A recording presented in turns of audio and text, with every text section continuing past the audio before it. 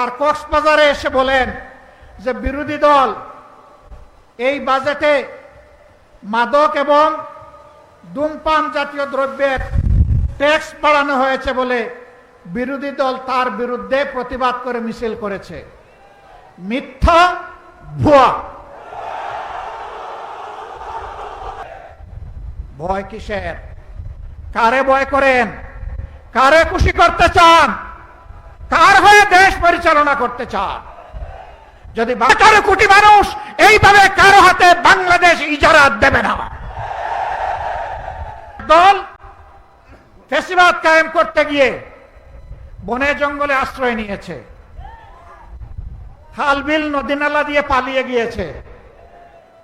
আপনারা কোন দিকে যাবেন? আমরা চাই না আপনাদের এই পরিণতি হোক। আমরা চাই না একটার পর একটা গণবিরোধী সিদ্ধান্ত নিয়ে দেশ এবং জনগণের ক্ষতি আপনারা করুন। আমরা পরিষ্কার বলে দিচ্ছি, আমরা দীর্ঘকাল বসে বসে আপনাদেরকে এই সুযোগ দেব না। আমি মহান রবের শুকরিয়া আদায় করছি, জাতির প্রয়োজনে আল্লাহ তাআলা আপনাদের সামনে আজকে আমাদেরকে এখানে দাঁড়াবার তৌফিক দান করেছেন। আলহামদুলিল্লাহ, আপনারা ভাগ্যবান। এই চট্টগ্রাম দিয়ে এই অঞ্চলে ইসলাম প্রবেশ করেছে। এই চট্টগ্রাম মহান মুক্তিযুদ্ধের আওয়াজ এবং আহ্বান, স্বাধীনতার ঘোষণা সারা দেশবাসী বিশ্ববাসীকে ছড়িয়ে দিয়েছে। এই চট্টগ্রাম আল্লাহ রসুলের বিরুদ্ধে অবস্থান নিয়ে শাহবাগ চত্বরে যারা বাজার বসিয়েছিল তাদের দুঃস্বপ্নকে তছনছ করে দিয়েছিল। হেফাজতে ইসলামের আহ্বানে এই চট্টগ্রাম আরো গর্বিত। বর্তমান সরকারের আমলে সর্ববিষয়ে বিশারদ একজন সর্বমন্ত্রীও আপনারা পেয়েছেন। সত্যি আপনারা ভাগ্যবান। এইরকম আর একটা জেলা নাই যে এক মন্ত্রী সকল মন্ত্রণালয় চালায়, এমনকি প্রধানমন্ত্রীর কথাও থাকে বলতে হয়। আমার একটু কষ্ট লাগে না, নিজেদের সন্তানকে বুয়া বলতে নাই। আরে নিজের ছেলে কানা হলেও তো পদ্মলোচন। সম্মানিত বন্ধুগণ, আমার কষ্ট লাগে মাননীয় প্রধানমন্ত্রীর জন্য। তার আশেপাশে কাদেরকে উনি বসিয়েছেন? উনি কুমিল্লায় এসে এপিজেড দেন, ফরিদপুরে গিয়ে সয়াবিন তেল দেন, তিনি দিনাজপুরে গিয়ে আম উপহার দেন, সিলেটে গিয়ে 9 ঘন্টা উপহার দেন, সংসদে গিয়ে প্রাথমিক বিশ্ববিদ্যালয় উপহার দেন।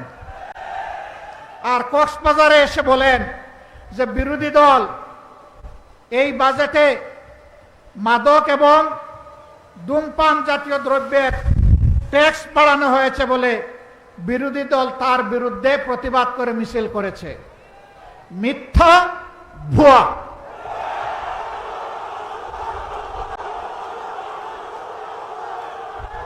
বিরোধী দলের কেউ এটা করে নাই।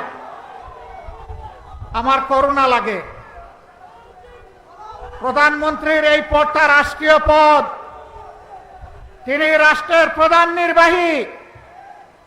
তার দিকে তাকিয়ে বিশ্বের জনগণ বাংলাদেশকে হিসাব করবে। তার মুখ দিয়ে যদি অনবরত এই সমস্ত ভুলভাল কথা বের হতে থাকে, বাংলাদেশ লজ্জিত হবে, ক্ষতিগ্রস্ত হবে।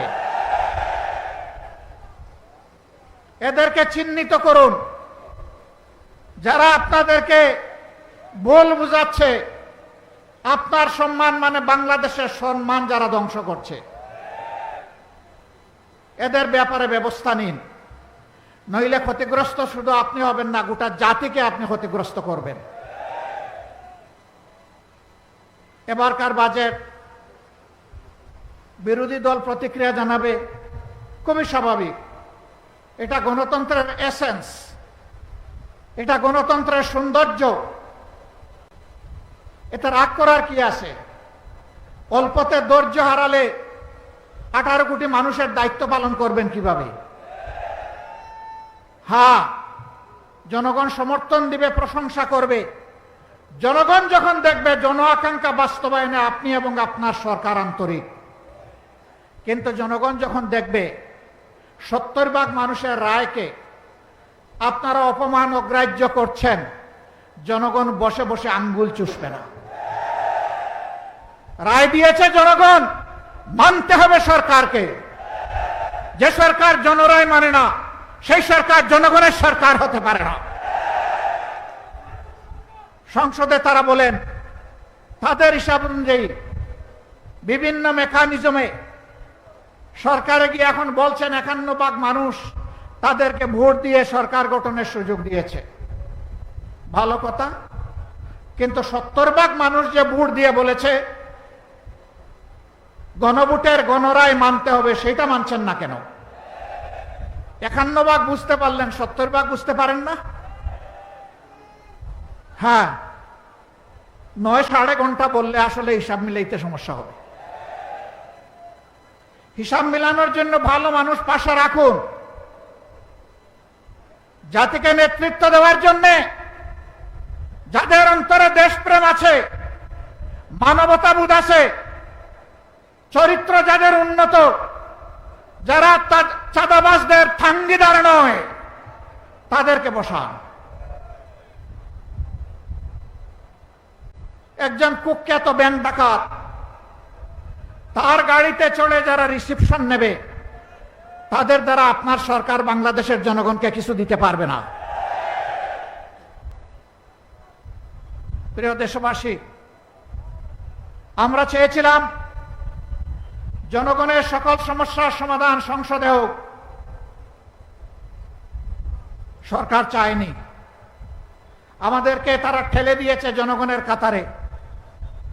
যদি গণভোটের রায় মেনে নেওয়া হতো, আজকের এই বিভাগীয় সমাবেশের প্রয়োজন হতো না, এতগুলো মানুষকে ত্যাগ স্বীকার করে এখানে আসতে হতো না। আপনারাই বাধ্য করেছেন। সংসদে আমরা এই দাবি উত্থাপন করেছিলাম, আলোচনা হয়েছে, আপনারা ফেলে দিয়েছেন, জনগণকে অপমান করেছেন। আমরা সেদিনে বলেছিলাম সংসদে কথা বলতে মাননীয় স্পিকারের অনুমতি প্রয়োজন হয়, মাননীয় স্পিকারের রুলিং এর প্রয়োজন হয়। যেহেতু এখানে আমরা সুবিচার পাইনি, আমরা এখন জনগণের সংসদে চলে যাচ্ছি। জনগণের বিষয় এখন জনগণের কাছে পেশ করব, সেখানে কোনো স্পিকারের অনুমতির প্রয়োজন হবে না। সেখানে মন খুলে কথা বলবো, জনগণ সিদ্ধান্ত নেবে আগামীতে তারা কি ফয়সালা দেবে। একটা স্বাধীন সার্বভৌম দেশ, সীমান্তে কি হচ্ছে আপনারা জানেন। আমরা নোটিশ দিয়েছি এই বিষয়ে আলোচনা করার জন্য, আমাদের নোটিশ নিয়ে টাল বাহনা করা হচ্ছে। ভয় কিসের? কারে ভয় করেন? কারে খুশি করতে চান? কার হয়ে দেশ পরিচালনা করতে চান? যদি বাংলাদেশের জনগণের সরকার হয়ে থাকে, তাহলে এই ধরনের ইস্যু সংসদে আলোচনা করতে দিতে হবে। আমরা আলোচনা সংসদে করব না উত্তেজনা বৃদ্ধির জন্য, আমরা আলোচনা করব বাংলাদেশের স্বাধীনতা এবং সার্বভৌমত্বকে সুসংহত করার জন্য। এটি আমাদের উপর অর্পিত পবিত্র দায়িত্ব। কিন্তু যদি আমাদেরকে এই আলোচনার সুযোগ থেকে বঞ্চিত করা হয়, তাহলে মনে রাখবেন মুষ্টিমেয় বিজিবি, যাদের হাতে সরকারের দেওয়া অস্ত্র আছে, তাদের পাশে আজকে যেভাবে হাজার হাজার জনগণ নিরস্ত হয়ে বুক পেতে দিয়ে নিজের সীমানা রক্ষার জন্য এগিয়ে গিয়েছে, 18 কোটি মানুষ এইভাবে কারো হাতে বাংলাদেশ ইজারা দেবে না। এই 18 কোটি মানুষের 36 কোটি হাত বাংলাদেশকে পাহারা দিয়ে রাখবে ইনশাআল্লাহ। জাতির সাথে গাদ্দারি করে কেউ পার পাবে না। আমরাও গাদ্দারি করলে জাতি আমাদেরকেও ক্ষমা করবে না। আমরা জাতিকে কথা দিয়েছি, কথা দিচ্ছি, আমরা জাতির সাথে আমরা গাদ্দারি করব না ইনশাআল্লাহ।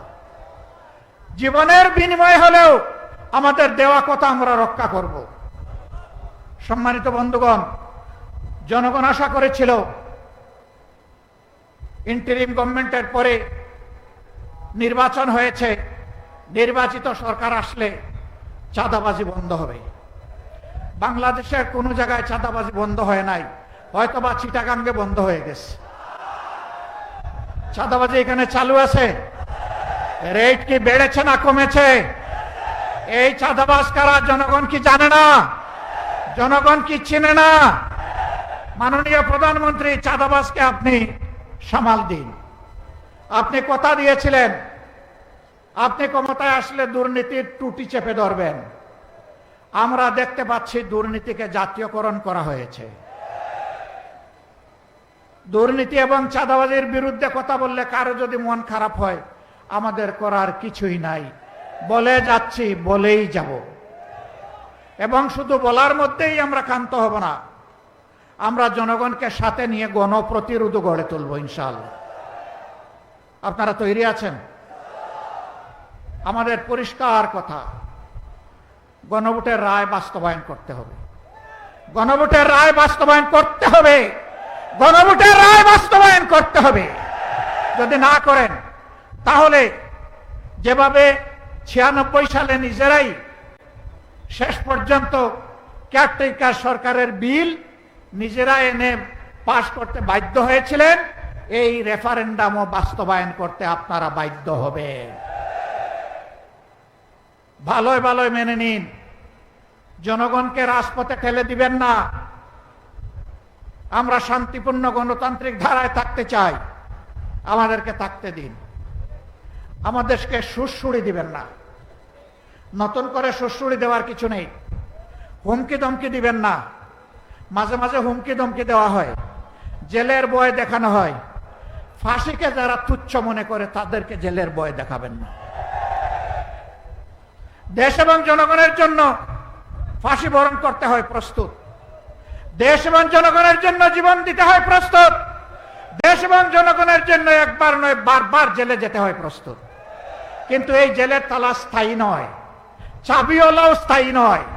তালাও পরিবর্তন হয়, চাবিও পরিবর্তন হয়, এটা মাথায় রাখতে হবে। একদল ফ্যাসিবাদ কায়েম করতে গিয়ে বনে জঙ্গলে আশ্রয় নিয়েছে, খাল বিল নদী নালা দিয়ে পালিয়ে গিয়েছে। আপনারা কোন দিকে যাবেন? আমরা চাই না আপনাদের এই পরিণতি হোক। আমরা চাই না একটার পর একটা গণবিরোধী সিদ্ধান্ত নিয়ে দেশ এবং জনগণের ক্ষতি আপনারা করুন। আমরা পরিষ্কার বলে দিচ্ছি, আমরা দীর্ঘকাল বসে বসে আপনাদেরকে এই সুযোগ দেব না। সুযোগের সময় খুবই সীমিত, সময় ফুরিয়ে আসছে। এই সময়ের ভিতরে যদি পরিবর্তন হয়ে যান, আপনাদেরকে অভিনন্দন জানাবো। যদি পরিবর্তন না হন, তাহলে আপনাদেরকে আপনাদের পরিণতি গুনার জন্য প্রস্তুত থাকতে হবে।